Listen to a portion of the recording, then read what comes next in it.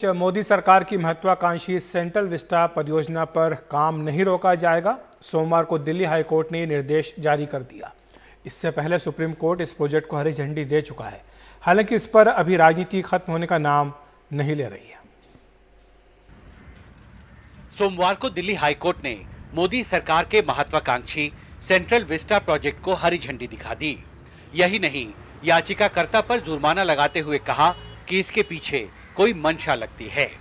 इसके फौरन बाद केंद्र सरकार ने मंशा का ही सवाल उठाते हुए कांग्रेस पार्टी को घेरा। याद दिलाया कि नई संसद भवन तैयार करने की योजना कांग्रेस के समय से ही बन रही थी। कई महीनों से एक फॉल्स नैरेटिव, अब फॉल्स नैरेटिव को की हिंदी में मैं कैसे बताऊं, सरेआम झूठ।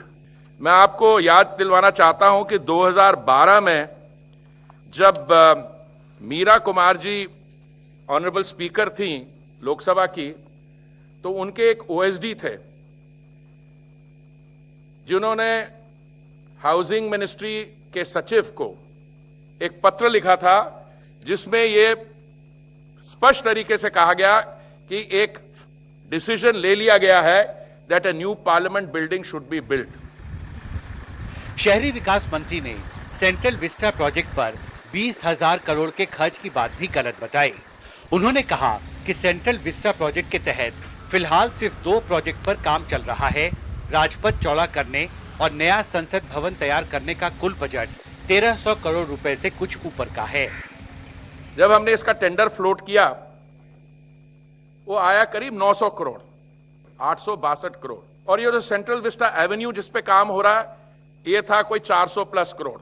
तो टोटल खर्चे की बात है यहां पे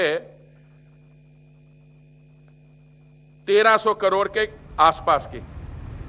लेकिन कांग्रेस का कहना है इस कोरोना काल में ये अपनी जिद पूरा करने जैसा है। आज भी अब 3.25 लाख लोग देश में जान गंवा चुके हैं। न्यूयॉर्क टाइम्स का आंकड़ा है कि ये सरकार का आंकड़ा झूठा है। उनके अनुसार 42 लाख लोगों ने कोविड में अपनी जान गंवा दी है, और आप अपने लिए मोदी महल बना रहे हैं उन सब के बीच में। अब जरूरी क्या है? What is more important?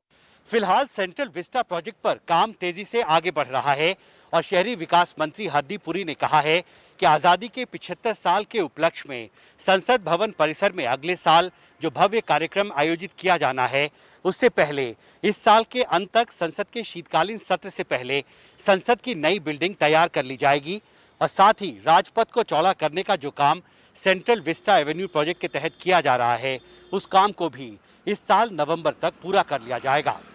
Delhi से उमाशंकर सिंह के साथ हिमांशु शेखर, एनडीटीवी इंडिया।